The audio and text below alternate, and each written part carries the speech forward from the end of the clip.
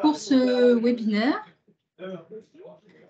Alors, ce cycle de webinaire donc, qui est intitulé « Rénover et construire avec les filières locales, c'est possible », un webinaire qui est organisé par la métropole de Lyon en partenariat avec Fibois Rhône Métropole, Amaco, Ronapi et Oikos. Donc, le webinaire est le premier webinaire d'un cycle qui va durer jusqu'au début mai, jusqu'au 16 mai, et va se focaliser dans un premier temps sur rénover et construire avec le bois local. Alors, avant de passer la parole aux premiers intervenants, je voulais vous présenter le programme. Marion, si tu peux passer la slide, voilà. Au niveau du programme du webinaire, donc tout d'abord une introduction de Vincent Piotrowski de la métropole de Lyon. Et puis ensuite, Marion Chiera de Caribati fera un focus sur l'étude potentielle de développement des filières biosourcées et géosourcées sur le territoire élargi de la métropole de Lyon. Cette intervention sera complétée de l'intervention de Douglas Martin de Fibois 69 sur « Construire avec le bois, de quoi parle-t-on ». On prendra ensuite une première séance de questions-réponses vers 14h20. Donc, je vous invite à bien garder vos questions pour cette séance ou à les noter directement dans le chat. Et puis ensuite, on passera à 2 retours d'expérience. Alors, tout d'abord, Lauriane C. et Stéphane Tonda de Nexity présenteront une opération tertiaire. Et puis, on fera un focus sur plutôt des opérations de logement avec Paul Sachot d'Est Métropole Habitat. On prendra en fin de webinaire une dernière série de questions. Et puis, on laissera Béatrice Couturier de la Métropole de Lyon conclure ce webinaire. Voilà, et donc avant de rentrer dans le vif du sujet, je vous rappelle quelques règles pour la bonne tenue de ce webinaire. Donc, bien penser à couper vos micros lorsque vous n'intervenez pas. Merci de poser vos questions dans le fil de discussion. Et puis, enfin, ce webinaire est enregistré, donc sera disponible en replay à l'issue de l'événement. Encore une fois, bienvenue à tous, à toutes les personnes qui nous ont rejoints. Et donc, je passe tout de suite la parole à Vincent Piotrowski. Bien, merci Claire. Bonjour à toutes et tous. Donc, je suis Vincent Piotrowski. Je travaille à la direction de l'action et de la transition économique de la métropole de Lyon en tant que chef de projet en charge du suivi de la filière économique du bâtiment durable. Et donc, je vais rapidement vous reposer un peu le contexte de ces webinaires qui commencent aujourd'hui avec le sujet bois et qui seront suivis d'autres webinaires. Alors, pour démarrer tout de suite cette mise en contexte, vous connaissez toutes et tous l'engagement de la métropole dans la transition de son modèle de développement. Vous connaissez également tous l'importance de la filière bâtiment, de la filière construction dans cet enjeu de transition. Donc, je vous présente ici l'action de la métropole en faveur de cette transition. Et une manière de présenter rapidement les choses, c'est de repartir des différentes casquettes que peut avoir, les différents rôles que peut avoir la métropole en tant que collectivité territoriale. Avec un premier rôle en tant que maître d'ouvrage, la métropole porte elle-même des opérations de construction, réhabilitation, où l'ambition est celui de l'exemplarité. Celle de l'exemplarité dans ses pratiques. Alors, à l'échelle globale de ses achats, c'est le sens du schéma de promotion des achats responsables voté par la métropole en 2021, qui vise à faire de la commande publique des 600 millions d'euros d'achats publics annuels un levier de transformation de ces filières et de son territoire métropolitain. Et c'est aussi le sens d'un engagement un peu plus récent dans le pacte bois biosourcé proposé par Fibois Oura, dont la métropole est désormais signataire et qui engage désormais la métropole à intégrer un certain poids, un certain volume de produits bois et biosourcés dans ses propres opérations de construction, réhabilitation et aménagement. Voilà pour ce premier bloc. La métropole, lorsqu'elle n'est pas maître d'ouvrage, elle peut dans certains cas être incitative et même parfois prescripteur. C'est en tout cas le cas de certaines opérations de construction de logements qui tombent donc sous le coup de ce référentiel habitat durable, qui est un outil de la métropole qui a un certain nombre d'années, mais qui a été mise à jour en 2022 et qui comporte désormais de nouveaux critères en termes de contenu carbone, de matériaux bio-géosourcés et issus du réemploi. Tout ça pour accélérer les opérations dans cette transition, disons. Et enfin, dernier bloc qui est en fait un peu le liant des deux premiers et qui est aussi le liant global pour la transition des filières économiques, c'est celui de la coopération avec une métropole qui souhaite accompagner la transition de ces acteurs dans leur transition. Alors d'abord au niveau des entreprises, c'est disons le cœur de métier un peu historique de l'action économique de la métropole. Un accompagnement qui peut être au niveau des collectifs aussi, de représentants de filières, etc. Et puis un deuxième outil de cette coopération, c'est ce qu'on appelle dans notre jargon les plateformes des acteurs du BTP, qui sont des lieux de dialogue, des lieux d'échange avec les acteurs socio-économiques du territoire et qui visent donc à créer du dialogue, à aborder des sujets, parfois même à co-construire certaines politiques publiques métropolitaines. Ça a été le cas, par exemple, de la mise à jour du référentiel habitat durable, qui a été largement discuté dans le cadre de ces plateformes. Et c'est aussi ce qui nous réunit aujourd'hui, précisément, puisqu'une vocation de ces plateformes, c'est de partager aussi la connaissance, la vision entre la métropole et les acteurs. Et le sujet des produits bio-géosourcés est inscrit au programme de travail de ces plateformes depuis l'an dernier. Et l'an dernier, si on passe à la slide suivante, effectivement, la métropole a souhaité dresser un état des lieux des filières du bio et du géosourcé pour mieux les connaître, pour clarifier aussi précisément l'état du gisement, les enjeux de développement de ces filières, les freins, les leviers qui pourraient être activés pour soutenir leur développement et estimer à partir d'hypothèses qui vous seront présentées, leur capacité à répondre aux besoins existants et surtout futurs sur le territoire sur le territoire métropolitain. Donc c'est le cœur des travaux qu'a réalisé donc Caribati, qui va vous être présenté pour partie aujourd'hui.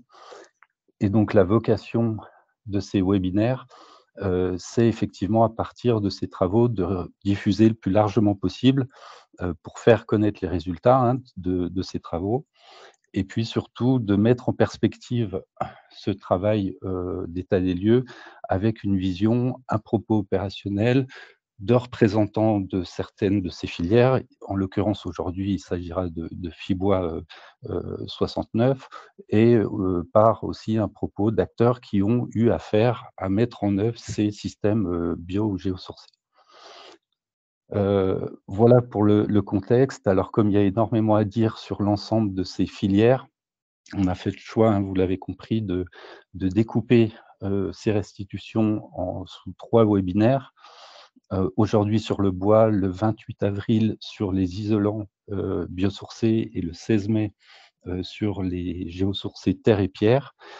Tout ça vous sera rappelé en fin de webinaire avec les liens d'inscription si nécessaire. Et il me reste simplement à vous souhaiter donc un très bon webinaire en espérant qu'il soit le plus instructif possible et de vous remercier de votre participation. Voilà, merci. Merci beaucoup, Vincent. Et donc, je passe la parole à Marion Chira de Caribati. Merci Claire. Donc en effet, moi je vais vous présenter les résultats de notre étude donc aujourd'hui sur la partie bois, puis les prochaines fois, ça sera isolant biosourcé et matériaux géosourcés. Très rapidement, Caribati, qui on est? Donc on est une SCOP, bureau de conseil, bureau d'études et notre particularité, c'est d'intervenir sur toute la chaîne de valeur, du bâtiment biosourcé dans l'idée de développer, de massifier l'utilisation des matériaux biosourcés dans la construction. Donc on intervient très en amont, sur des sujets de développement de nouvelles filières, de filières locales, d'aide à la structuration des acteurs localement pour, produire des matières premières qu'on va retrouver du coup dans les produits biosourcés. On accompagne du coup ensuite aussi toute cette partie de fabricants de produits pour qu'ils puissent mettre, leurs produits sur le marché, donc via accompagnement à l'avis technique et à latex, mais aussi réalisation d'évaluations environnementales type FDES. Et puis enfin, en bout de ligne, on accompagne très largement tous les acteurs de l'immobilier, en étant dans des équipes d'archi, mais aussi auprès directement des maîtres d'ouvrage et encore plus largement des fois auprès d'aménageurs. On intervient pour faciliter l'intégration de biosourcés dans les projets. Donc voilà, et on fait aussi beaucoup de formations de sensibilisation puisque, clairement, un des principaux freins à l'utilisation des matériaux, ça reste la méconnaissance et du coup, plus on en parle et puis c'est ce qu'on va faire aujourd'hui, plus on incite à les utiliser et mieux ça fonctionne. Et je vais parler juste d'un point, on a développé aussi un label produit biosourcés, c'est un outil plutôt au service des fabricants, puisqu'il y avait un vide normatif, on va dire, qui existait. Un produit biosourcé, c'est un produit qui intègre de la biomasse animale ou végétale, mais il n'y a pas de pourcentage minimum pour être dit produit biosourcé. Donc au sein de Kiribati, on a développé le label produit biosourcé pour amener un peu de transparence sur cette dénomination. Et voilà, évidemment, ça sert plutôt pour des produits industrialisés, hein, puisqu'une botte de paille, une poutre en bois massif, on pressent qu'on est sur 100% de matières premières biosourcées, mais dès qu'on a un produit un peu transformé, c'est un peu plus difficile d'avoir l'information, donc ça concerne plus des produits un peu industrialisés. Je ferme la parenthèse sur Kiribati, puisqu'on a pas mal de choses à dire dans le cadre de l'étude. Donc pour mener à bien cette étude pour la métropole, on a appliqué à peu près la même méthodologie pour toutes les filières et on a choisi de scinder en 3 là, les présentations parce que finalement, on a quand même des filières qui sont assez disparates entre la filière bois, la filière des géosourcés, puis même les biosourcés hors bois. On a des dynamiques qui sont assez différentes et c'est aussi pour ça que c'était plus simple de restituer par groupe. Donc on a mené notre étude sur la base d'entretiens. On a mené plus d'une trentaine d'entretiens auprès des acteurs, donc soit des représentants de filières, soit des fabricants, soit des entreprises de mise en œuvre. Donc tout ça entre mai et septembre 2020. On s'est appuyé aussi sur pas mal d'études existantes. Au sein de Kiribati, on avait réalisé en 2015 une étude pour la région Auvergne-Rhône-Alpes, donc là qu'on a pas mal mis à jour, clairement. L'année dernière, on a réalisé auprès de la DREAL Auvergne-Rhône-Alpes une étude sur les potentiels de développement d'une filière chanvre, donc on avait beaucoup de données sur la filière chanvre. Et puis en parallèle de notre étude, il y a 2 études assez intéressantes là, qui ont été menées et sur lesquelles il va y avoir des premiers résultats publiés d'ici peu. Donc, il y a une étude au sein de l'OPAL, donc au sein de l'Agence d'urbanisme de Lyon sur la filière bois. Donc là, assez complémentaire à notre étude parce qu'elle est plutôt axée sur les aspects ressources, matières premières. Et Oikos a réalisé auprès de la DREAL Auvergne-Rhône-Alpes une étude sur la filière paille, là, dont les résultats devraient être aussi présentés très prochainement. Donc voilà, ça faisait pas mal aussi de choses sur lesquelles se baser.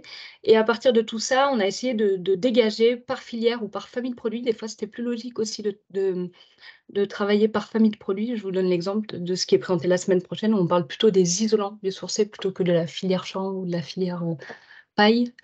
Et donc, on a dégagé pour chaque famille, chaque filière, des enjeux et perspectives ressources, transformation, structuration des acteurs, et puis à l'échelle système constructif, plutôt quels enjeux liés au cadre normatif ou à l'environnement. Donc, dans le cas de la filière bois, un contexte un peu général, on a choisi, nous, par exemple, puisque dans l'étude Opal, ils ont travaillé sur le territoire de la métropole élargie au sens carré métropolitain, donc en prenant un carré de 100 km autour de la métropole. Nous, on a choisi d'avoir une vision un peu plus large de réseau régional, donc de regarder sur tout le territoire Auvergne-Rhône-Alpes pour avoir vraiment une vision assez exhaustive de ce qui est fabriqué sur le territoire et comment les matières premières peuvent aussi être transportées sur le territoire. Ça nous semblait quand même rester une échelle locale, à notre sens, une échelle régionale, elle reste locale, ça reste très intéressant d'utiliser produits à une échelle régionale, donc on est plutôt parti sur cette aire géographique. Au niveau régional, donc la forêt, elle recouvre 37% du territoire, c'est environ 500 millions de mètres cubes de bois sur pied. Donc en volume de bois sur pied, c'est la première région française, avec la particularité que sur notre territoire, on a un peu plus de résineux que de feuillus, on est à peu près à moitié-moitié, mais avec une légère prédominance des résineux, ce qui est un peu différent dans le reste de la France, où on a plus de feuillus que de résineux en général. Par contre, on a une difficulté à aller chercher cette ressource pour 2 raisons. On peut avoir une difficulté à aller chercher cette ressource pour 2 raisons principales. Une première, c'est que la forêt, elle est détenue à majorité par des exploitants forestiers privés, hein, 80% de la forêt, elle est sous gestion privée et donc dans cette partie de parcelles privées, on a des parcelles qui sont très disparates aussi en taille et puis l'autre point, c'est on est dans une région qui est fortement montagneuse, donc on a 2 tiers de nos forêts qui sont situées en zone de montagne, donc c'est des volumes de bois, notamment de résineux, qui sont plus durs à aller chercher. On a une filière, bois qui est très développée au niveau régional avec énormément d'acteurs, qui gravitent autour de cette filière et qui travaillent pour cette filière. Donc simplement au niveau de l'exploitation et de la récolte, on est sur environ 560 entreprises, qui viennent exploiter 5 millions de mètres cubes de bois, pour le bois d'œuvre. Et ça, je crois que Douglas y reviendra un peu après, mais ces 5 millions de mètres cubes, c'est simplement 1 tiers de l'accroissement annuel naturel de notre forêt. Donc clairement, on ne vient pas déboiser, nos forêts en allant prélever ce bois. Le bois, il est aussi utilisé pour d'autres usages, la filière bois énergie, la filière bois industrie, dont on parlera peu ici. Ce qu'il faut avoir en tête, c'est que 91% des bois qui sont exploités, ce sont des résineux, alors qu'on a vu que, ils représentent seulement un peu plus de la moitié du bois sur pied. Donc on a clairement un enjeu là qu'on commence à identifier. On a un besoin de résineux et c'est pourtant pas, la ressource qu'on a en majorité. Heu, on a énormément de produits, qui sont fabriqués dans la région. Et là, on a la chance d'avoir une FIBOA au niveau régional qui a travaillé, beaucoup sur ces aspects-là, sur quels produits on peut retrouver avec les essences de notre région. Donc il y a d'abord eu un catalogue papier qui est le catalogue Bois d'ici et il y a maintenant du coup un site internet où on retrouve les informations sur, quel système, bois on peut retrouver avec les essences régionales. Donc on a vraiment tout type de bois, bois de structure massif, bois pour l'extérieur, bois pour l'intérieur, bois pour les menuiseries, les aménagements paysagers, j'y reviendrai un tout petit peu après. Ce qu'on détecte un petit peu en regardant le catalogue bois d'ici, c'est quand même qu'on a une majorité de scieries qui traitent plutôt des bois résineux. On trouve quand même donc majoritairement des produits, de bois résineux. C'est souvent les bois résineux qui sont demandés dans la construction. Et puis ça sera peut-être aussi plus l'objet de la présentation de Douglas, donc je vais en parler très rapidement.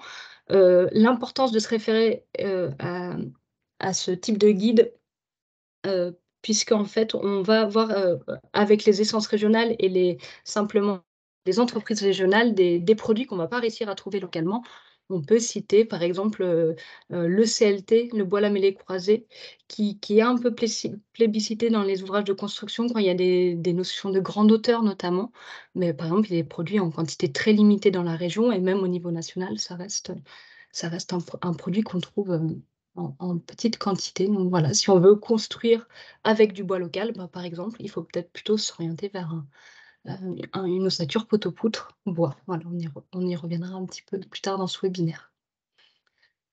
Les principales essences utilisées, donc c'est les résineux, épicéas, sapin, pin, Douglas, mélèze et puis dans les feuillus, on va retrouver l'utilisation d'un peu de hêtre, en petite mesure, du chêne, du châtaignier, du frêne. Alors évidemment, les essences, elles vont pas avoir les mêmes usages. Il y a des classes d'emploi pour le bois et du coup, on les utilisera pas pour les mêmes applications. Le sapin, par exemple, on va plutôt l'éviter, dans tout ce qui est application extérieure, puisqu'il est plus sensible, aux variations thermiques et hydriques. Donc on retrouve sur le marché énormément de produits dérivés du bois, des bois massifs séchés, rabotés, qu'on va retrouver dans la conception des murs, notamment des murs ossature bois, des bois contrecollés, des bois lamellés collés, des panneaux bois contrecollés multiples, donc là qui sont plutôt des bois qui vont permettre de faire de la structure, du poteau-poutre, des murs porteurs, des planchers. On va retrouver ensuite tout un tas de produits pour, les cloisonnements, les contreventements, les planchers, les murs et cetera, sous forme aussi de panneaux de particules. Et puis après, tout un tas de produits pour l'aménagement intérieur-extérieur. Donc on a aussi, des isolants en bois, en fibre de bois donc. Et puis on retrouve évidemment le bois dans toutes les applications que vous connaissez, les menuiseries, les bardages, les parquets et puis tout l'agencement intérieur. Au niveau structurel, on a 3 types de systèmes constructifs principaux. l'ossature bois historique avec notamment les colombages, les pans de bois qu'on retrouvait dans pas mal de bâtis vernaculaires en France, qui se transposent maintenant aujourd'hui sur le poteau-poutre grande dimension, ou en fait sur les murs ossature bois, façade ossature bois, on retrouve aussi cette logique d'ossature bois. Dans notre région, on a aussi des systèmes en bois empilé, en madrier, en rondin. Ça se fait un petit peu moins, mais on en retrouve encore. Et puis donc on a un développement aussi de l'utilisation des panneaux massifs multiplis qui permettent d'aller vers des plus grandes portées, des plus grandes hauteurs. Mais avec parfois, donc comme je vous disais, avec le CLT, la difficulté là de trouver, des essences locales. Ça me permet de faire une petite transition puisque du coup, donc sur la provenance des bois, il y a un vrai enjeu. Il y a un point qui est très important quand on utilise du bois dans la construction, c'est d'abord évidemment de s'assurer que le bois qu'on va utiliser, il s'inscrit, dans une logique environnementale vertueuse. Et là, le minimum, c'est d'avoir du bois qui est issu d'une forêt gérée durablement. Donc gérée durablement, les labels PEFC, FSC, ça atteste simplement du renouvellement des boisins, hein, il n'y a pas d'autres critères derrière, donc on peut se poser la question de la biodiversité. Ça s'améliore, on verra, un petit peu après. Et puis, pour améliorer la traçabilité des bois, il y a de nombreux labels, certifications, appellations qui se sont développés. Donc à minima, essayer d'aller au moins utiliser du bois de France. Ça sera très bien de pouvoir, avoir des projets qui utilisent du bois de France et puis si on peut, descendre à un échelon de plus en plus resserré. Donc dans notre région, on retrouve pas mal, d'entreprises qui ont le label Bois des Alpes. Bois des Alpes, on est plutôt sur un territoire quart sud-est, hein, puisqu'on va jusqu'aux Alpes-Maritimes.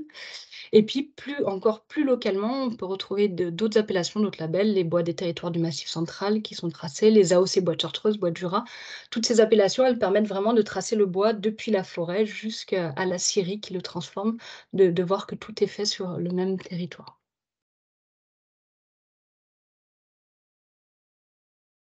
Donc les freins, qu'on a identifiés pendant l'étude, qui nous ont été remontés par les acteurs interrogés, je ne vais pas forcément tous les lister là, mais il y a, sur la source, donc là, vous l'avez peut-être identifié à travers ce que je dis, il y a, il y a une demande de la part des acteurs de la construction à avoir plutôt du bois résineux.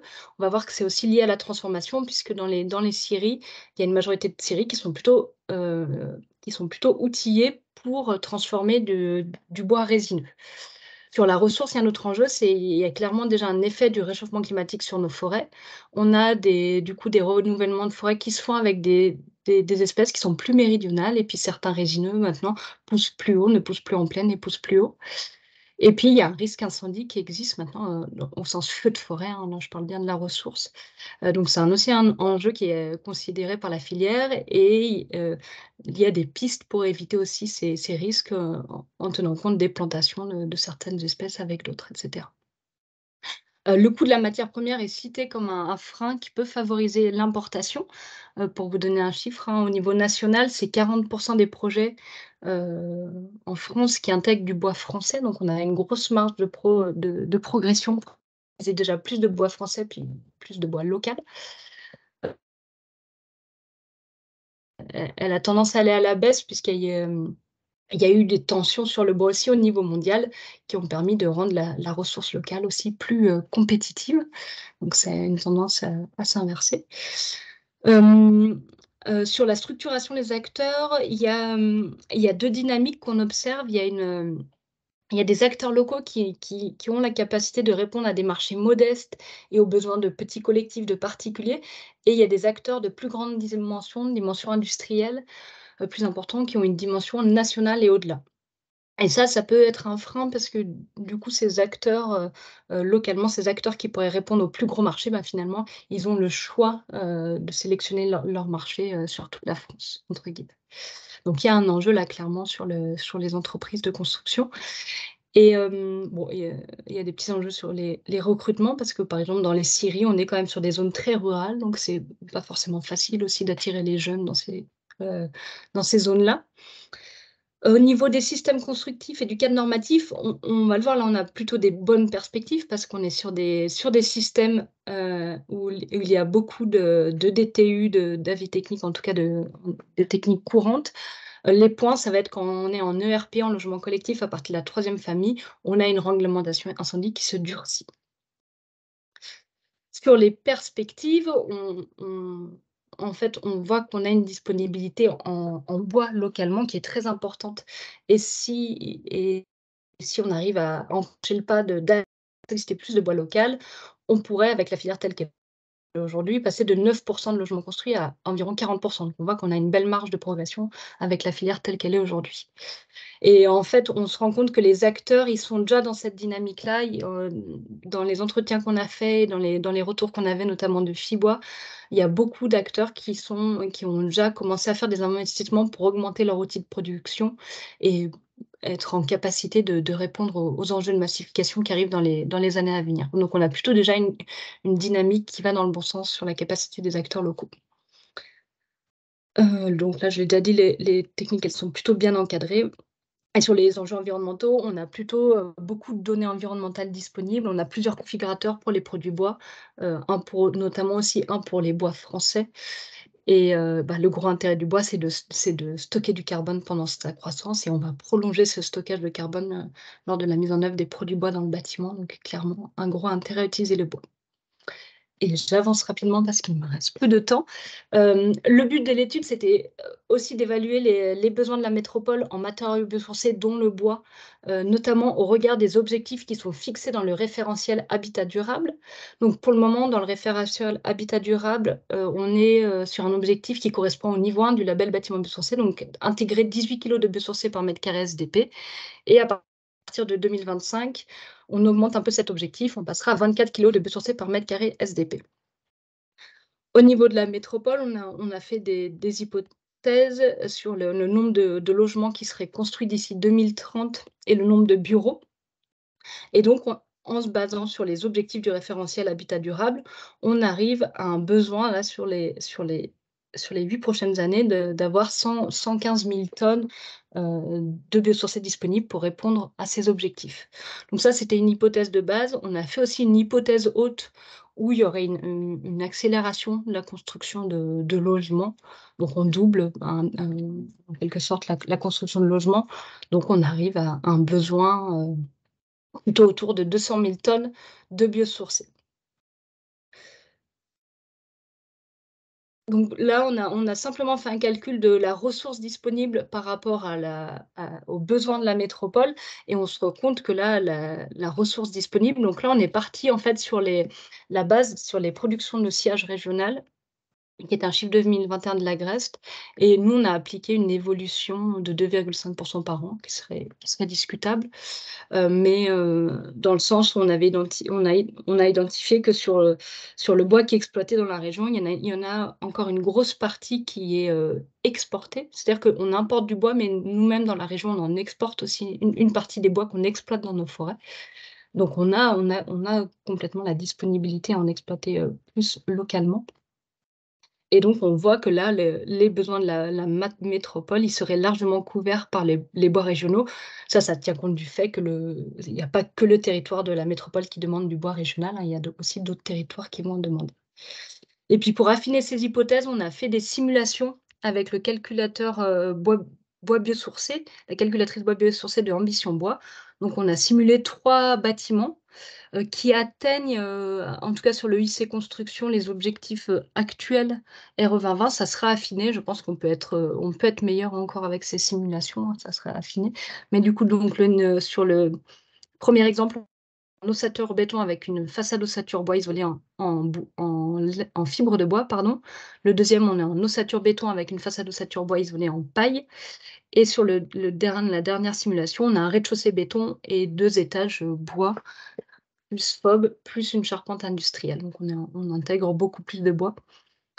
Simplement, on a fait ces simulations parce que le référentiel Habitat durable, il se fixe sur 18 kg puis 24 kg. Mais en fait, quand on construit en bois, on voit qu'on arrive rapidement au-delà de ces 24 kg. Là, sur la simulation 1, on est à 29 kg par mètre carré SDP. Sur la simulation 3, on est à 94 kg par mètre carré SDP. Et donc, en reprenant ces calculs-là, on a mis une hypothèse un tiers, un tiers, un tiers, un tiers des bâtiments construits avec le système 1, un tiers des bâtiments construits avec le système 2 et un tiers avec le système 3. Et on arrive à un besoin de 26 000 tonnes par an. Donc, sur les 8 années, on arrive à 3% de la disponibilité en bois régional. On reste très large. J'avance là-dessus pour vous donner la conclusion générale et je m'arrêterai là. L'étude, elle a globalement montré qu'on a beaucoup de produits biosourcés et géosourcés disponibles dans la région, mais qu'il y a encore un certain nombre de freins à lever pour vraiment accélérer et massifier leur utilisation dans les projets. Ça concerne pas forcément le bois, ça concernait plutôt d'autres produits, mais il y a pas mal de produits qui sont développés, qui sont encore jeunes, qui sont encore des innovations et donc qui sont pas complètement aptes à l'usage pour toutes les typologies de bâtiments. Donc c'est-à-dire qu'ils peuvent avoir des avis techniques jusqu'au R+2 et au-delà du R+2, il va falloir aller, montrer des preuves, et démontrer que ça fonctionne. On a identifié qu'il y avait quand même encore un énorme besoin de sensibilisation, de formation, notamment de tous les acteurs, de l'immobilier, de la chaîne de valeur immobilière, pour trouver l'information et sauter le pas.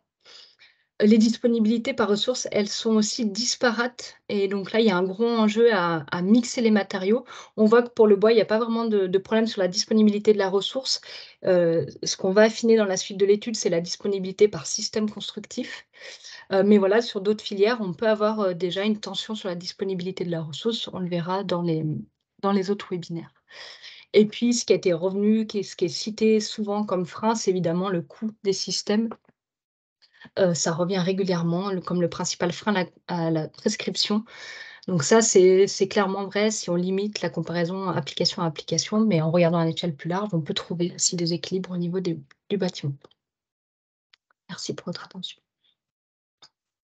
Merci beaucoup Marion. Et donc je passe la parole à Douglas Martin de Fibois 69.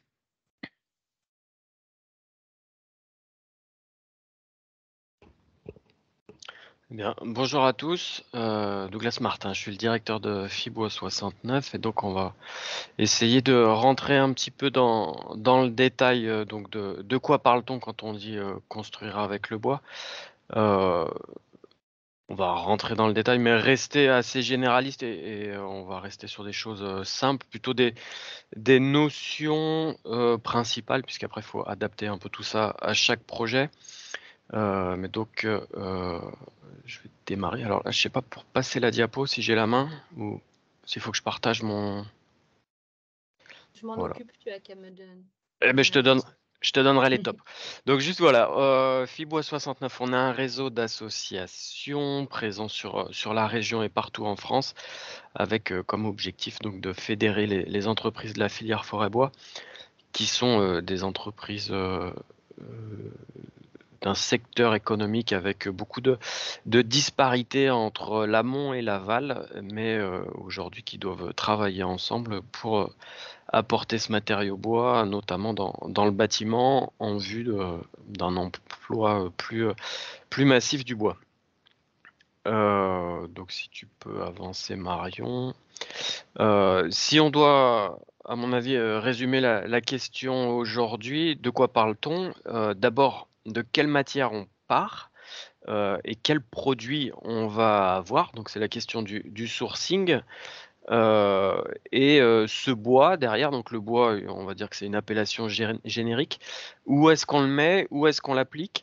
Et du coup, quelles recettes viennent en face?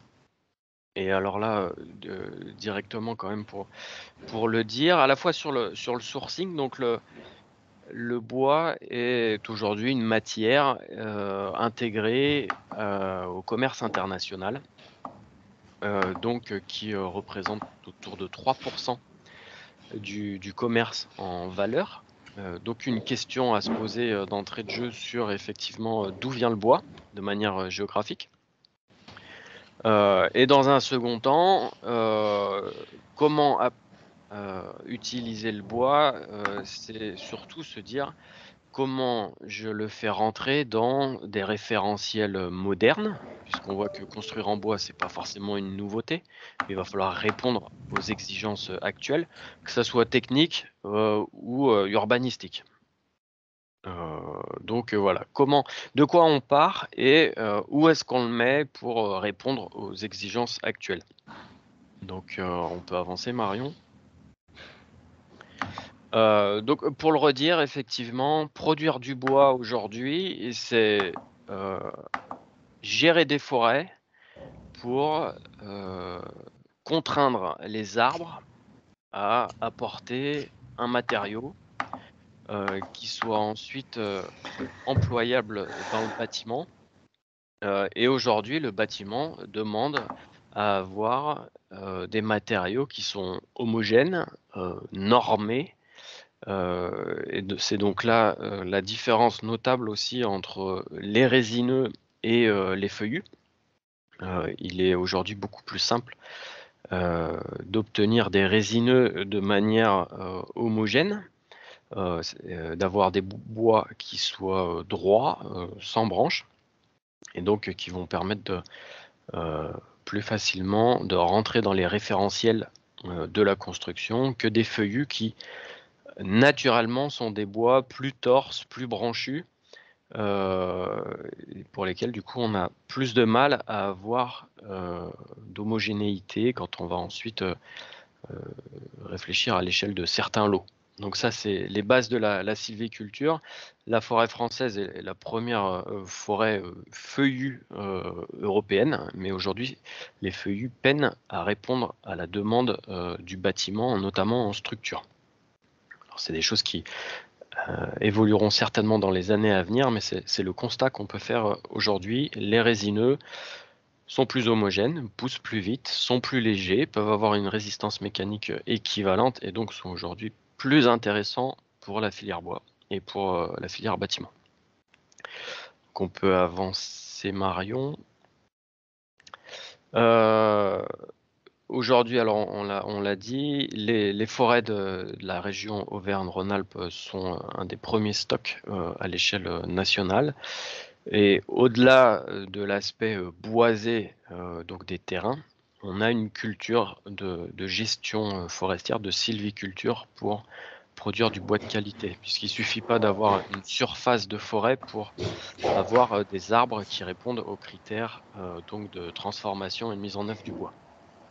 Donc on peut avancer, Marion. En termes de production de bois, effectivement, donc les forêts de la région produisent 14 millions de mètres cubes de bois par an. C'est environ 450 mètres cubes de bois toutes les 20 minutes et c'est ce qui permet d'avoir une équivalence pour construire un gymnase. Donc la forêt produit toutes les 20 minutes l'équivalent d'un gymnase de bois. Alors, on prend un exemple là, qui est sur Lyon. Sur 450 mètres cubes de bois utilisés dans un gymnase, il y en a 400 mètres cubes en structure et 50 mètres cubes en parement intérieur et extérieur. Donc presque 10 fois plus d'utilisation de bois et de stockage de bois sur l'aspect structurel plutôt que sur l'aspect vêture. Donc une information aussi à retenir, c'est pas en mettant du bardage sur les bâtiments à la fois qu'on va utiliser du volume de bois, qu'on va stocker du CO2. Voilà, l'intérêt est bien plus en structure, ce qui nous permet aussi d'avoir tous les aspects de préfabrication qui sont inhérents. On peut avancer, Marion. Toujours dans la question du sourcing, effectivement, le tri par essence est intéressant à se poser très rapidement. Donc, une essence de bois, c'est une variété d'arbres qui amène certaines qualités de bois. On ne peut pas réaliser tous les ouvrages d'un bâtiment avec une essence. Toutes les essences ont leur spécificité et il faut là choisir l'essence là où elle est plus adaptée. En gros, on pourrait se dire que c'est une sous-matière chaque matériau doit s'employer intelligemment, et il faut aller vers la mixité des matériaux. Il faut aussi aller vers la mixité des essences. Sinon, on arriverait à un moment à se dire qu'on va cultiver une ou deux essences de bois. C'est pas ça qui ferait la richesse des forêts françaises. Donc là, dans le catalogue bois d'ici de FIBO Auvergne-Rhône-Alpes, on a un recensement des essences qui sont transformées. Donc on parle de sciés dans les scieries de la région. Donc sans surprise, c'est les résineux qui arrivent à plus de 70% de la transformation. Sapin épicéa. Donc notamment l'épicéa, c'est aussi l'essence très présente en Allemagne, en Scandinavie, en Autriche, etc. Le sapin est plutôt une essence de moyenne montagne, mais souvent on mélange ces deux essences-là. Ensuite vient le Douglas, donc plutôt présent sur le massif central, peu dans les Alpes. Et donc derrière, on tombe après un petit peu plus bas sur les chiffres, le pin sylvestre, le chêne, le peuplier, et après des feuillus divers ou aussi quelques résineux là-dedans. J'en profite pour attirer votre attention sur le fait que dans le diagramme qu'on a là, on ne retrouve notamment pas le mélèze, qui est une essence très employée en France, notamment sur le bardage, les terrasses. Et ce n'est pas du tout une essence régionale. On en trouve un petit peu dans les Alpes, mais en termes de volume, faut bien se rendre compte qu'aujourd'hui, promouvoir le mélèze, c'est promouvoir souvent le mélèze de Sibérie, un petit peu celui d'Autriche. Néanmoins, la situation géopolitique actuelle a quand même ralenti l'utilisation du mélèze, et on a de plus en plus de Douglas qui prend la place du mélèze, puisque c'est une essence qui est assez équivalente. On peut continuer, Marion. Et donc derrière ces essences se trouve après la question du produit bois. Alors chaque essence peut être séchée, rabotée, collée, avec du coup des cahiers des charges qui vont varier en fonction de la densité du bois, de son taux d'hygrométrie, etc. Mais donc on peut croiser deux données, c'est celle de la disponibilité locale de la matière et celle de la technicité du matériau. Et là, c'est ce qu'expliquait Marion tout à l'heure. On s'aperçoit qu'on a de manière marginale des produits de haute technicité sur la région ou autour de la région, et beaucoup plus de produits de moyenne ou de faible ingénierie disponibles massivement. Donc ça s'explique notamment par le fait que ces produits à haute technicité, notamment le CLT, à moindre mesure aujourd'hui le bois lamellé collé, sont des installations qui sont très onéreuses en termes de coût d'investissement pour les transformateurs. Et donc un retard en France sur la fabrication de ces produits, avec voilà, des gros investissements qui sont faits ces dernières années pour essayer de rattraper le retard, mais le fait est qu'aujourd'hui, effectivement, la filière française est un petit peu en retard sur les voisins européens sur ces produits-là. Un sujet aussi quand même sur l'utilisation du CLT, qui dans certains cas permet de répondre à des exigences techniques et réglementaires. C'est aussi un gros volume de bois utilisé, donc une réflexion à avoir sur le volume de bois mobilisé pour ces projets-là, et l'économie de la matière. Le bois, même si c'est un matériau formidable, c'est un matériau qui est renouvelable, c'est un matériau qui stocke du CO2, mais c'est aussi un matériau qui est limité en termes d'accroissement naturel annuel, et donc il faut aussi savoir l'économiser. Donc on peut avancer, Marion.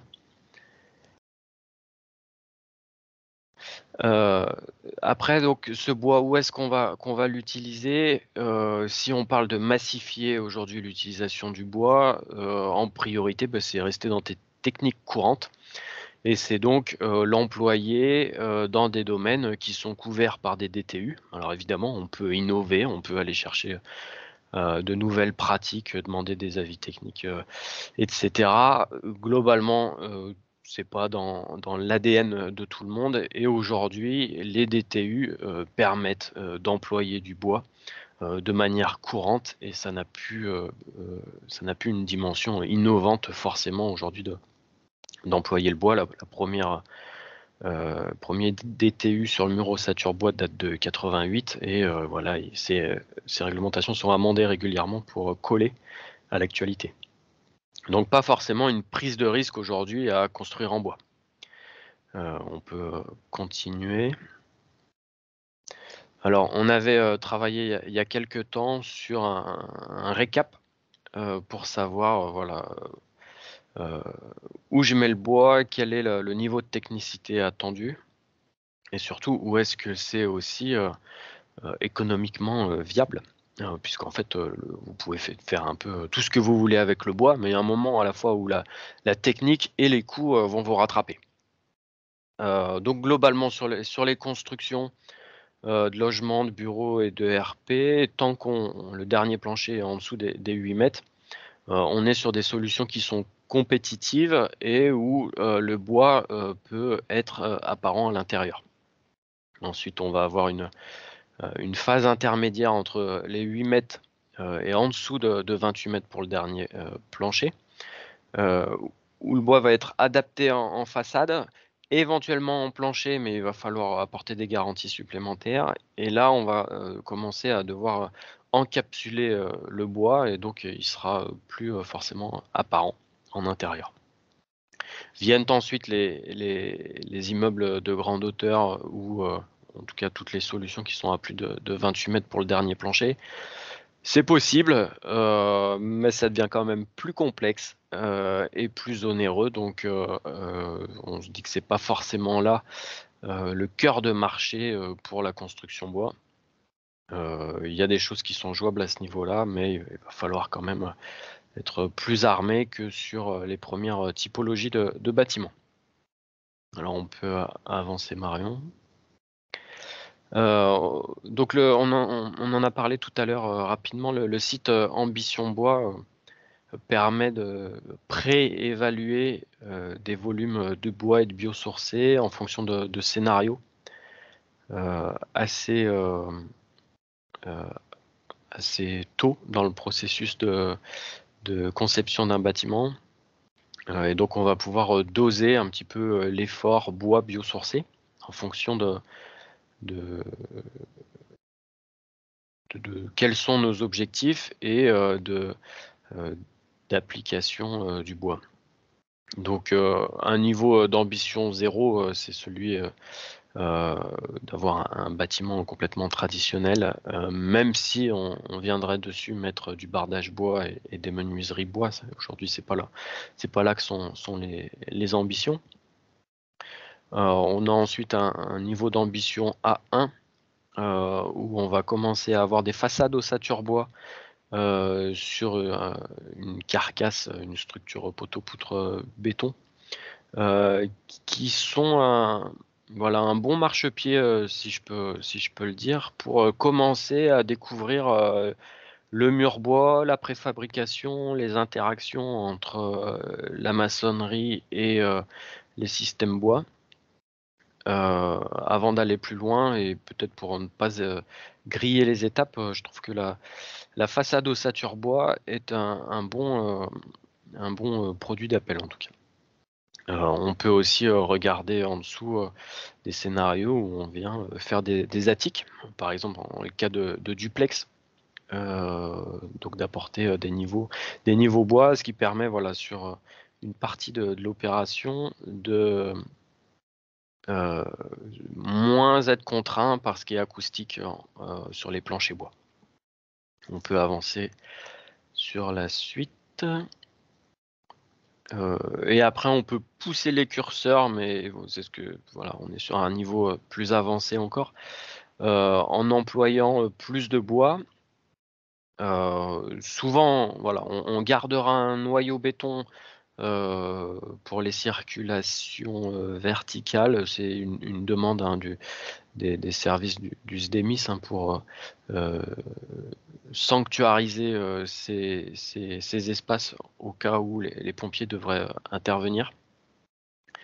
Donc soit garder un socle béton, soit juste des fondations béton, et après voilà, monter des niveaux avec là le système poteau-poutre, plus de CLT, donc c'est des systèmes qui vont avoir un meilleur score bois biosourcé, mais qui vont aussi consommer plus de bois, mais qui peuvent aussi apporter plus de souplesse que l'ossature bois, notamment sur ces grandes hauteurs.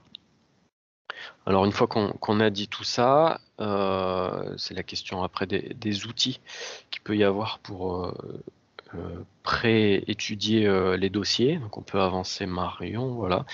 Donc il y a pas mal d'organismes de la filière bois qui ont rassemblé des expériences, qui ont mené des études et qui mettent à disposition gratuitement toute la documentation, donc que ce soit le FCBA, que ce soit le CSTB. Vous avez beaucoup de données qui sont disponibles sur le site du Codifab, avec beaucoup de points clés. On peut aussi citer le catalogue bois construction, qui recense pas mal d'informations. Vas-y, tu peux avancer Marion. Au niveau de l'AQC, aussi beaucoup de documentation. Le CNDB produit aussi des guides qui sont adaptés et qui sont pragmatiques tout à fait. Et on a aussi des retours d'expérience qui sont rédigés dans les brochures de Fibora. Vas-y Marion, on peut y aller. Et donc sur le catalogue bois construction, ça c'est un focus voilà, que je voulais vous présenter. On a un configurateur de solutions qui du coup reprend en fonction des différentes applications des cahiers des charges, des exigences, et qui peut vous permettre très rapidement de sortir des systèmes qui répondent à vos exigences. On peut avancer Marion. Et bien voilà, j'en ai fini. Merci. Merci beaucoup Douglas. Et donc on va passer à la séance de questions-réponses. Donc 2 questions dans le chat. Une première question donc de Charline Ray. Bonjour, question pour Douglas Martin. Si on produit de quoi construire un gymnase toutes les 20 minutes, que devient le bois disponible non utilisé?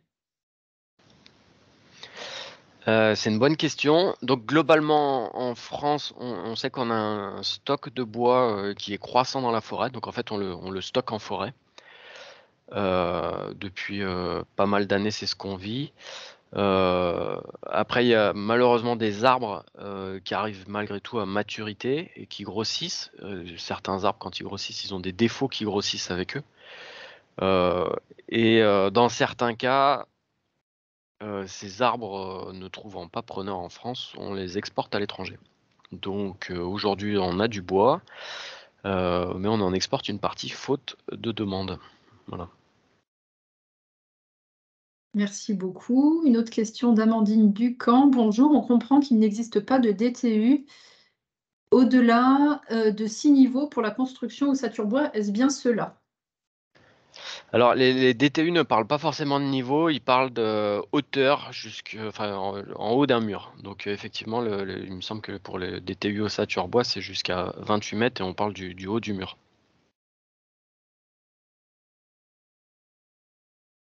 Merci. Donc, il y a une question sur le coût. Le coût du bois a été mis en avant comme un frein. Qu'est-ce qui compose ce coût? Quelle comparaison avec le béton? Donc, une question de Delphine Thierry Legrand.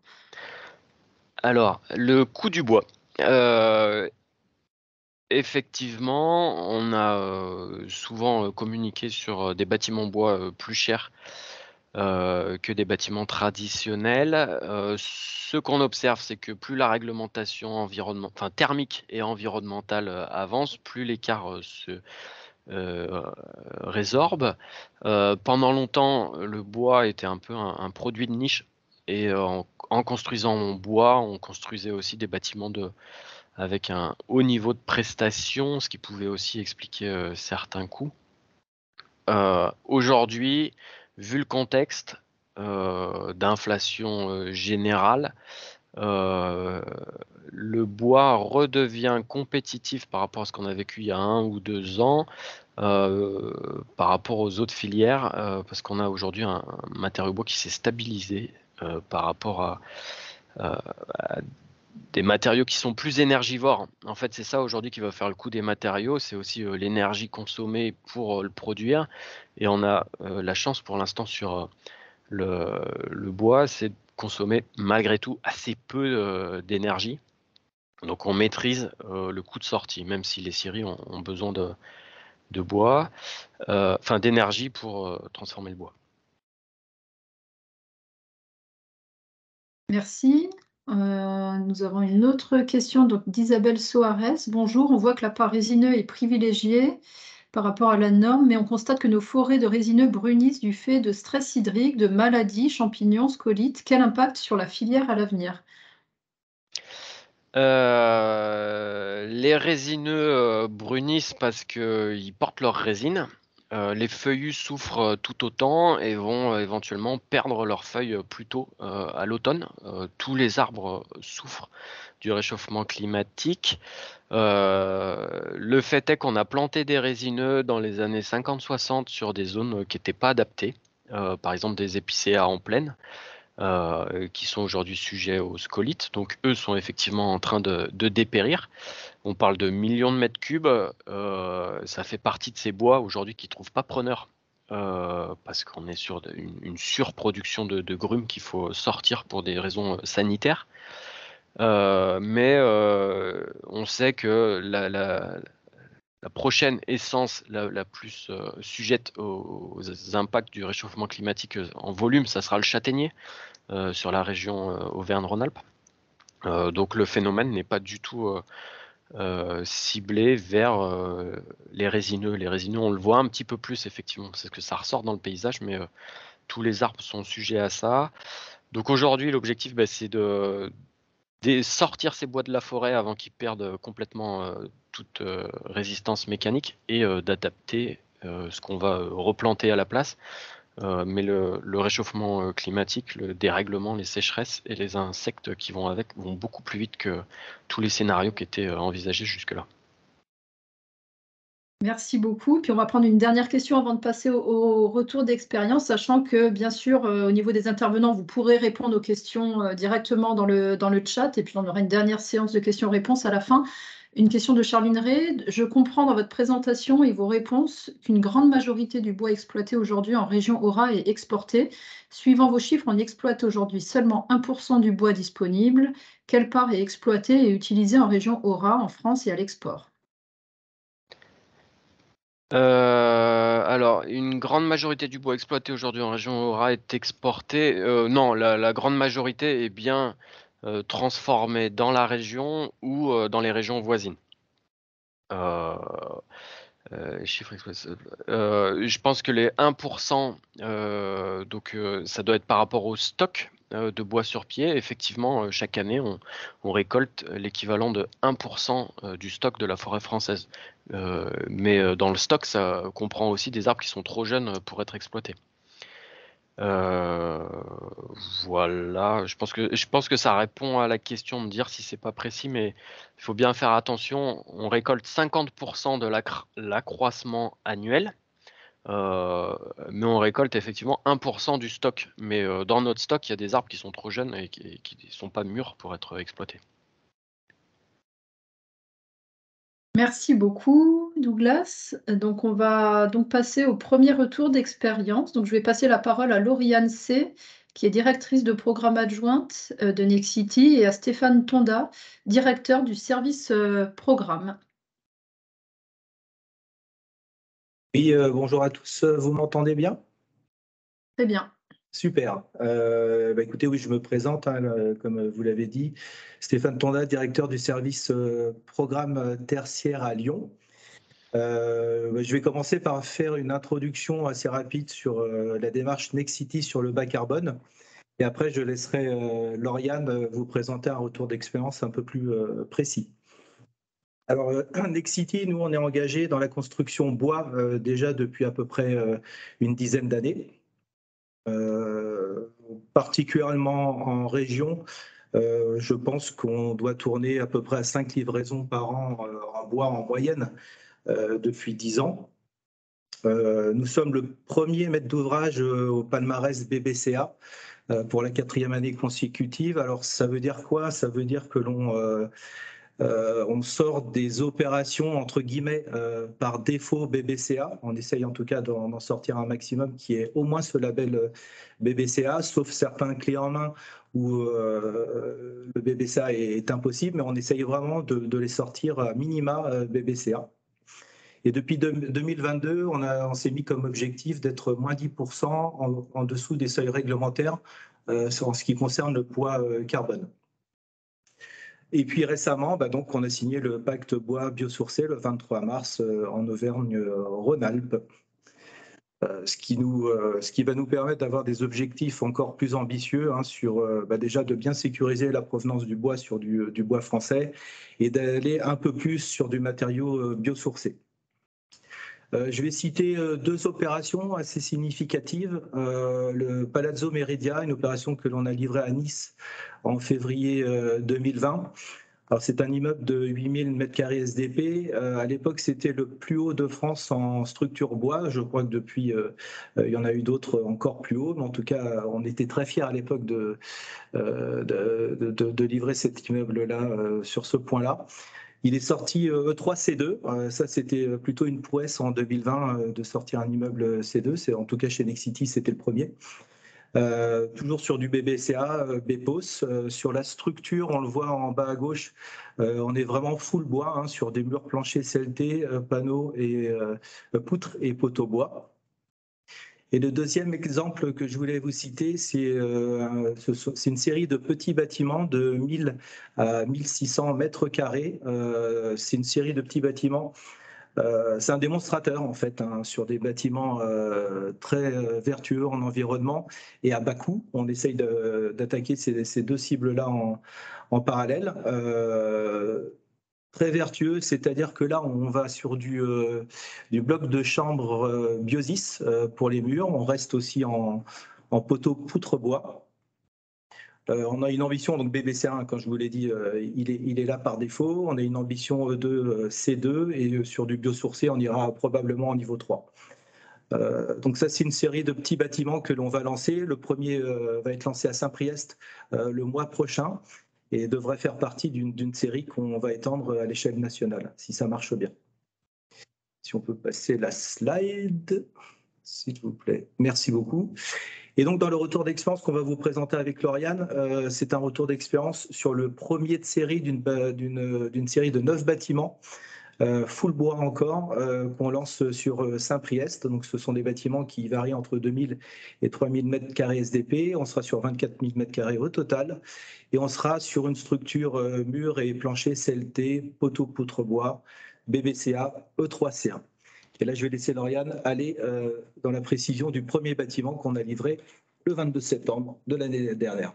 C'est ça, bonjour à tous. Donc, Lauriane Seb, j'étais en charge donc, du programme Brocéliande. Donc, Brocéliande qui est le premier donc, des 9 bâtiments de l'opération globale New Forest. Donc, Brocéliande est situé au croisement entre l'avenue des Temps Modernes et le boulevard de la Cité Berlier à Saint-Priest. Donc, c'est un bâtiment de bureau. Celui-ci est réalisé donc, en code du travail. On a un terrain de 5200 mètres carrés sur lequel on a le bâtiment en R+2 de 3050 mètres carrés SDP.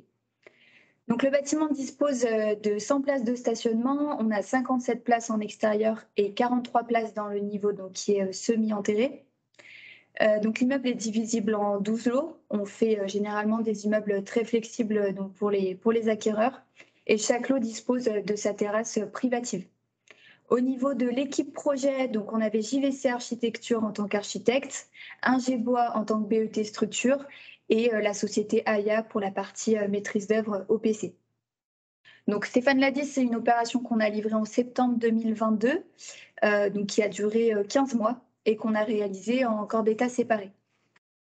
Cette opération, elle s'inscrit pleinement donc, dans la politique RSE du groupe Nexity, comme on a pu le voir auparavant, puisqu'elle est labellisée donc, BBCA au niveau performant, E+C- au niveau E3C1 et également BEPO Cefinergie 2017. Donc, concernant le mode constructif de l'opération qui est donc sur la slide suivante, super, merci beaucoup. Donc, on a une infrastructure qui est en béton bas carbone. On a également les 2 cages d'escalier et la cage d'ascenseur. Au niveau de l'ossature, donc on a des poteaux-poutres en bois lamellé collés qui sont donc en essence Douglas. Donc on peut le voir sur les photos, le bois est un peu plus foncé. Il était même très rosé lors de la construction et ça s'est finalement bien atténué. Mais on voit qu'il y a quand même une différence avec le plancher. Donc comme on peut le voir, on a un plancher qui lui est en épicéa, donc du plancher CLT.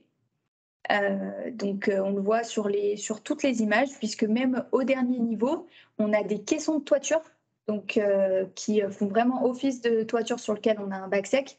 Et donc en sous-face, sur le dernier niveau, on a pu remettre donc une plaque de CLT pour avoir le bois visible donc à tous les niveaux et même pleinement sur le dernier étage.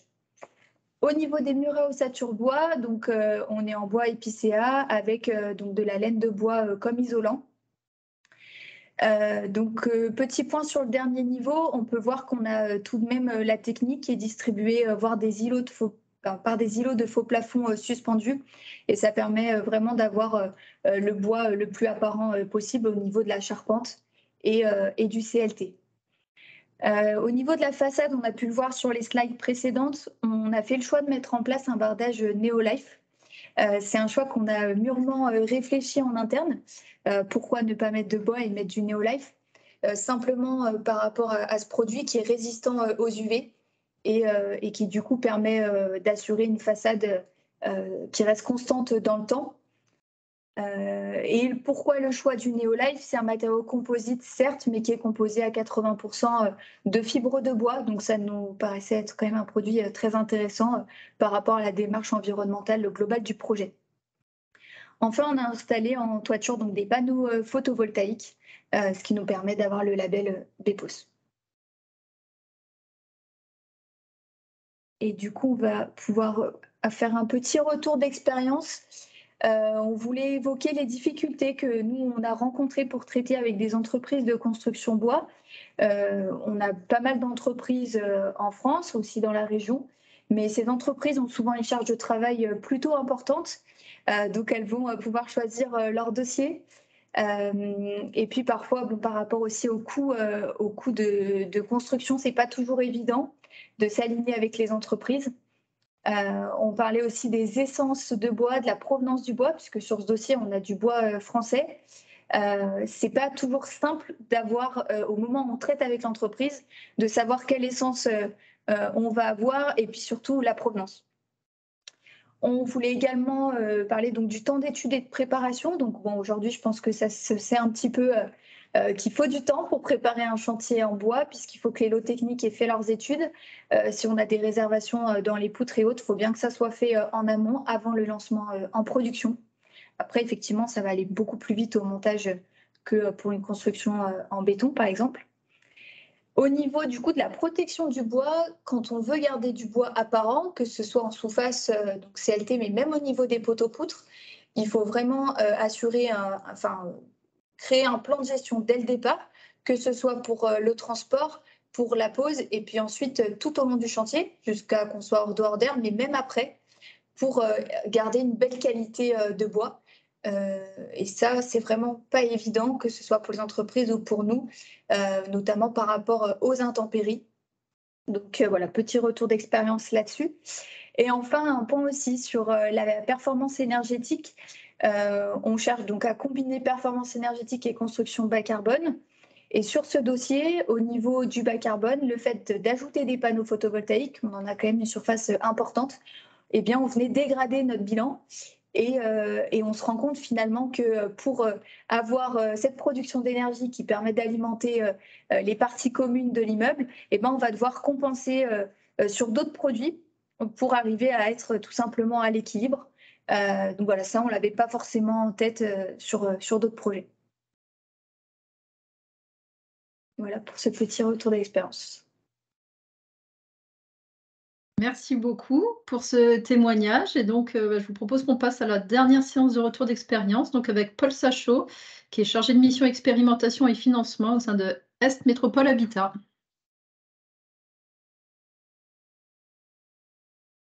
Bonjour à tous. Alors, je ne sais pas si vous me voyez. Ah oui. Ah. Voilà, mieux. Bonjour. Je vais passer à la slide juste après. Voilà, super. Donc, le sujet de la construction bois chez nous, on la traite sur deux aspects. La première, c'est la REX que je vais vous faire sur la réhabilitation de 980 logements qu'on a fait sur le quartier Noiret, mais c'est aussi la question de la construction neuve. Aujourd'hui, on est en train de sortir un premier projet en étude sur la construction neuve classique, sur lesquels on a pas mal de difficultés, aussi bien en termes d'architecture et de bureau de contrôle, ou faire un bâtiment R+5 avec des façades ossature bois, enfin des murs ossature bois, est aujourd'hui encore compliqué. On nous demande régulièrement de sortir des attaques. Donc ça, c'est un peu le point de vigilance sur lequel aujourd'hui on est en train de se retrouver un peu à courir en même temps qu'on apprend à marcher. Néanmoins, on a pu expérimenter sur de l'habitat modulaire des solutions, je vais passer à la slide suivante, où on a pu travailler sur 3 types, sur des villas Dessia, sur des constructions modulaires déplaçables, ainsi que zones libres, et le CHU de l'autre soir. Donc ce sont des habitats qui sont en module en ossature bois, avec la possibilité de les déplacer. Et la vocation de ces équipements, c'est d'occuper des zones de friches libres encore pendant quelques années avant qu'on vienne construire. Et au lieu de laisser ce terrain à la nature, l'idée c'est de proposer un logement pour les personnes qui sont sans abri. Donc on a voulu tester, expérimenter ces habitats modulaires en ossature bois. Alors autant on est sur de l'ossature bois intérieur-extérieur sur Villa Dessia. Zone libre, on est sur l'ossature bois et on en a profité pour travailler sur des sujets de réemploi. On voit les éléments bleus un peu à la Mondrian, c'est en fait en fonction des tailles des chutes d'un chantier en trespas qu'on a pu récupérer et dont on a aménagé les bâtis. Et le CHU, bah là pour le coup, on est sur des produits assez neufs, mais notre enjeu, il est de pouvoir développer cet habitat modulaire et mobile avec des matériaux à base biosourcés, donc bois, et des matériaux de réemploi. Je vais vous proposer de passer sur la slide suivante. Voilà, donc Noiret, on va passer à la suivante. Là, l'idée, c'est un projet qui est donc sur 988 logements qu'on a fait, qu'on a livré en 2020. On a eu 19 mois de travaux, Covid compris. Habituellement, c'est plutôt un chantier qui sera fait en 4-5 ans. L'idée, c'est qu'on a scanné nos façades, on est venu les remodéliser en 3 dimensions sur une maquette BIM. Et derrière, le préfabricateur a rentré les données de la maquette BIM. Ça fait que la fenêtre du 6e étage est décalée de 2 cm. Et ben, cette donnée est intégrée et donc on va pouvoir faire de la préfabrication sur mesure avec près de 6 rendus défis différents en termes de rendu de bardage. Donc on est sur un mur qu'on va voir juste après. Je vous laisse passer la slide. Voilà, donc on est sur le secteur du Grand Bois Noiret, qui est un secteur qui est en ANPLRU. C'est un des bâtiments qu'on avait racheté à nos confrères bailleurs. Et donc, on s'est dit, bah, si on faisait une opération, et on s'est rendu compte que pour arriver à intéresser des industriels avec ces nouvelles techniques, nouvelles technologies, il fallait mettre du volume. Et on va en reparler après sur et après. Je passe la slide. Là, pour que ça fonctionne, et ça c'est une vraie chance qu'on a pu sortir cette opération de cette forme-là, c'est un conception-réalisation en dialogue compétitif. C'est-à-dire qu'on a cherché une entreprise générale avec un industriel et 4 architectes, plus un bureau d'études et une MOS. Et c'est intéressant, on avait 9 bâtiments, donc il y avait 9 styles d'architecture. On voulait une diversité d'architecture sans faire kaléidoscope, tout en ayant une cohérence globale. On ne voulait pas un copier-coller comme on a pu faire dans les années 70. Donc c'est là où vous allez voir sur les rendus après, on se rend compte que le travail de l'industrialisation et du bois est compatible et peut donner une offre de diversité. Passer à slide. Bon, assez rapidement, on a fait tout un ensemble de travaux en site occupé sur donc des isolations façade, vide sanitaire, étanchéité en toiture, VMC, et on en a profité pour faire des travaux de mise en sécurité, des bouquets de travaux au choix des locataires et remplacement de plutôt 20% des salles de bain. Et on en a profité pour déposer des vieux balcons qui étaient pour le coup des ponts thermiques, et on en a recréé des nouveaux avec des rupteurs de ponts thermiques pour pouvoir agrandir le confort de nos locataires. Passer à la slide. Donc, le consortium qui avait été retenu, c'était Citenia Vinci Construction France, avec 4 architectes, BBC Architectes, Atelier 127, donc on va dire les régionales de l'étape, et deux Parisiens, ITAC et WRA. Avec EOS en maîtrise d'œuvre sociale, bricologie, où on avait proposé à nos locataires d'être acteurs de la réhabilitation, donc on leur a proposé des cours d'auto-réhabilitation.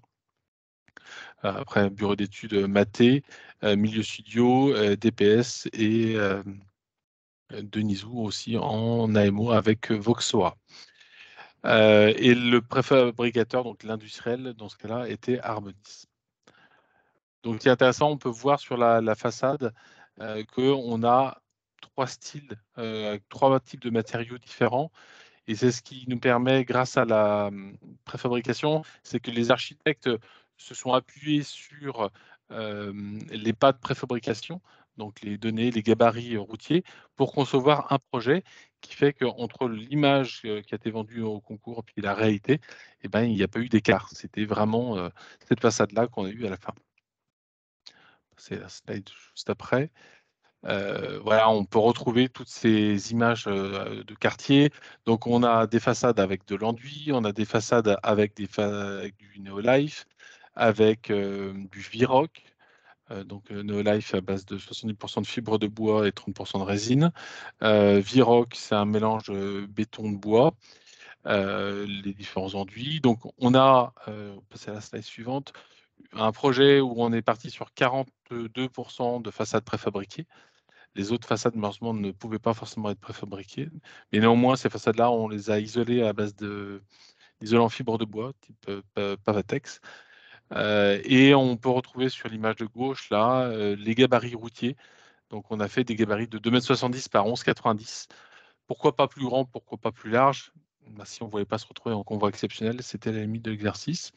Alors, on peut voir sur l'éclaté de façade une façade, donc on les a fait passer en FOB, en façade à ossature bois, évidemment français et PFC, isolant bas carbone qui était de l'isolant en base de bouteilles de plastique recyclé, et après avec un système de bardage. Donc là, l'idée c'est qu'on avait un produit qui était clé en main, il n'y avait plus qu'à plugger ces éléments sur la façade. Je vais vous laisser passer la suivante. Voilà, alors, ce qui est assez intéressant, c'est ce bilan. Outre le bilan financier, donc on est sur une opération à 26 millions. Mais entre une façade classique en isolation par l'extérieur et une façade préfabriquée, pour 100 mètres carrés, on avait 3 semaines en façade classique et 3 jours en façade préfa.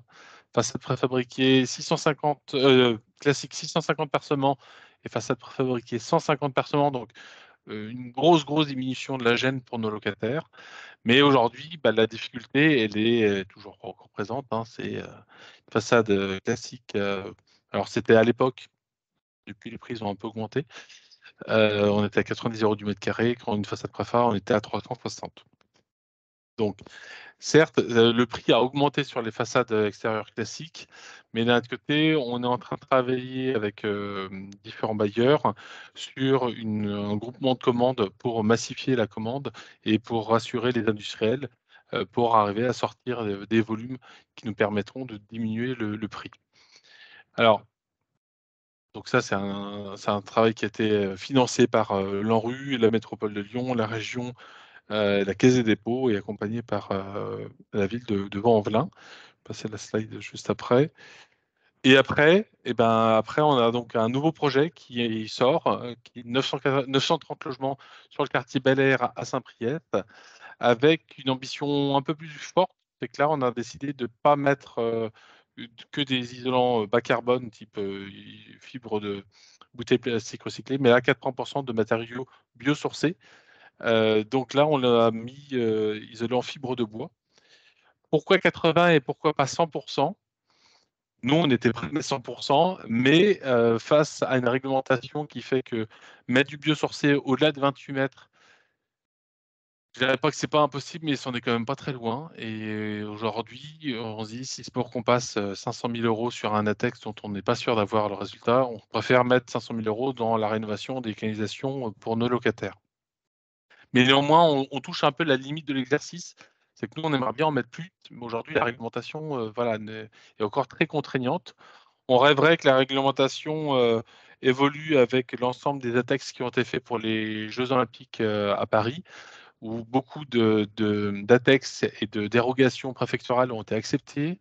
Et on aimerait bien que ça vienne s'inscrire un peu dans les textes de base pour que nous, derrière, sur le terrain, on puisse profiter de cette expérience-là.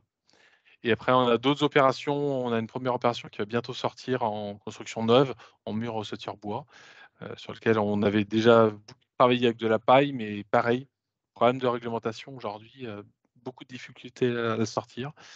Et on continue à travailler sur nos opérations d'habitat modulaire autonome.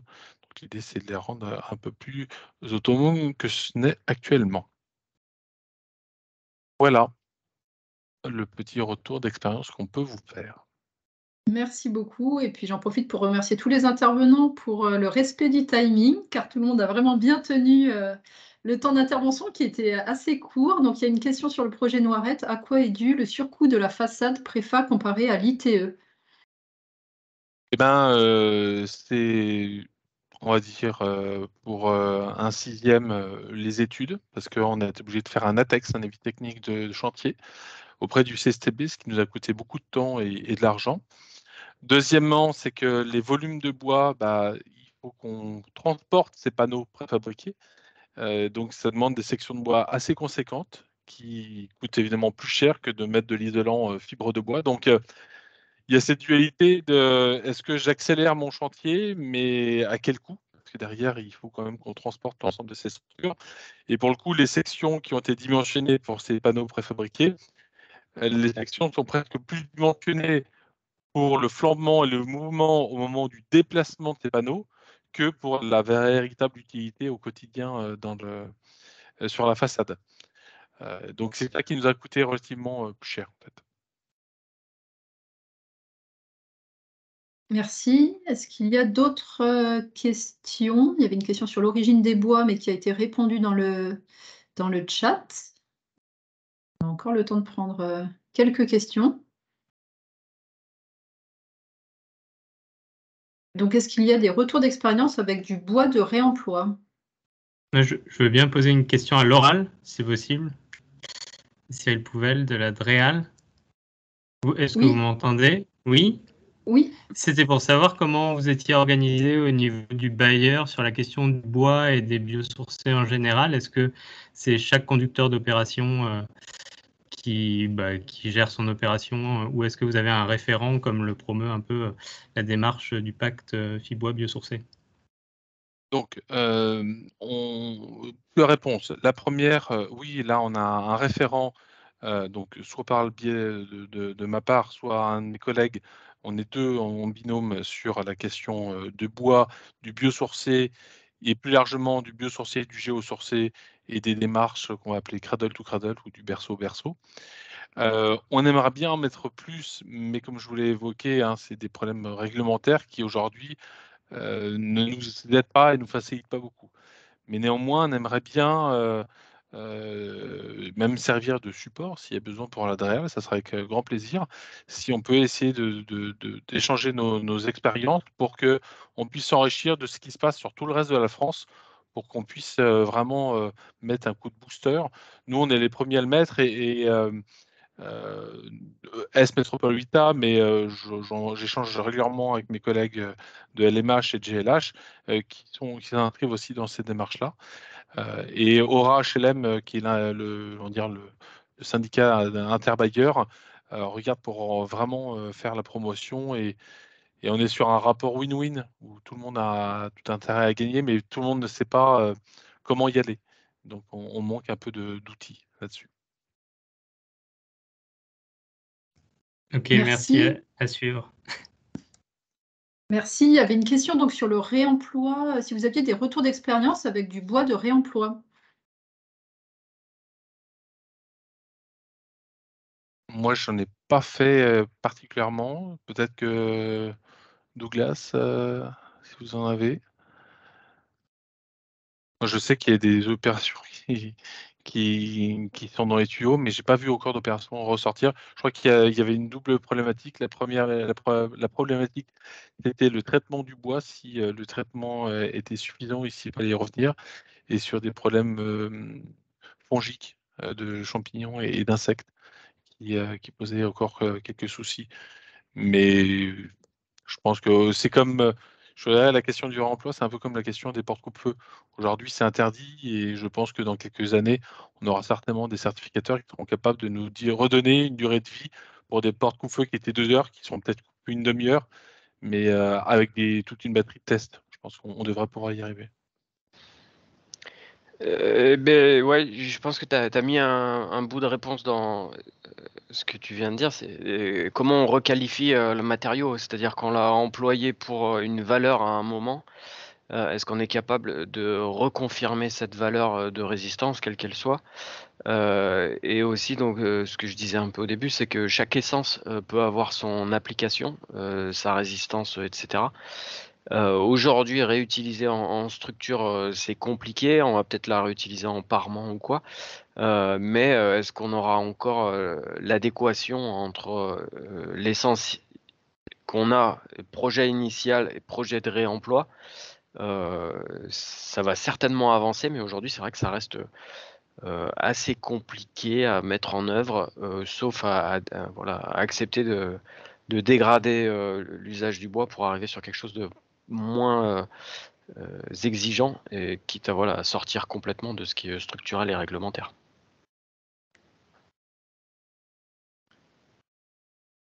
Merci beaucoup. Une question effectivement qui est importante. Donc, par bois local, finalement, on entend bois de France plutôt que d'Auvergne-Rhône-Alpes. Bon, là, ça va dépendre à quelle échelle on se situe. Aujourd'hui, il y a des communes qui veulent construire avec du bois issu des forêts de leur commune. Il y a une métropole de Lyon pour qui c'est impossible de raisonner en dessous de l'échelle régionale à coup sûr. Après, en fonction de certains produits, la réponse elle sera nationale. Je pense qu'il faut essayer de faire au plus local quand on peut. Il faut que ça reste quand même ouvert et économiquement justifié. Donc voilà, local quand c'est possible, régional quand c'est possible, sinon national c'est déjà bien. Et ce qu'on voit effectivement quand on compare des FDES bois et bois de France, c'est que le transport a un impact, mais un impact assez faible quand même sur l'ACV du bois. À quand un ministère de l'industrie du bois en France? Donc voilà, aujourd'hui, grande question, la filière bois est en partie signataire d'un contrat stratégique de filière, mais donc ça c'est le ministère de l'Industrie. À côté de ça, c'est le ministère de l'Agriculture et un peu éclaté en fonction de différents ministères. Donc marginal. Ah, pardon. Juste compléter sur l'origine du bois. Dans les entreprises qu'on a interrogées, là, qui étaient plutôt sur la seconde transformation, qui faisaient des systèmes constructifs, en fait, il y en a certains qui ont identifié au moment où, là où il y avait un peu des pénuries sur le bois, que le bois local pouvait être moins cher dans ces moments de tension sur la ressource.